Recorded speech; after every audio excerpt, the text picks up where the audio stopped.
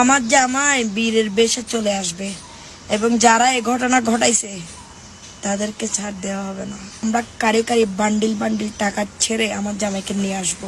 গতকালকে রাতে অ্যারেস্ট হয়েছে, এটা নিয়ে তো হাই উল্লাস করার কিছু নাই, ঠিক আছে? মামলা যখন আছে অ্যারেস্ট হবেই, এগুলা নিয়ে এত টেনশন করে দুঃখ প্রকাশ করে কান্নাকাটি করার কিছুই নাই। আপনারা যারা ভাবতেছেন আমার জামাই অ্যারেস্ট হয়েছে আর কোনোদিন বের হবে না, ওদের জন্য এক বালতি সমবেদনা। আমরা কারি কারি বান্ডিল বান্ডিল টাকা ছেড়ে আমার জামাইকে নিয়ে আসবো। আমার জামাই বীরের বেশে চলে আসবে এবং যারা এই ঘটনা ঘটাইছে তাদেরকে ছাড় দেওয়া হবে না।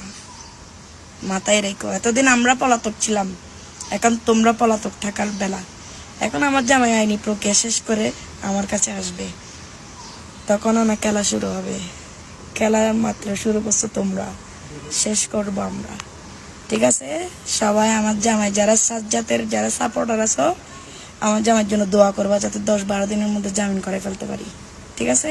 ধন্যবাদ।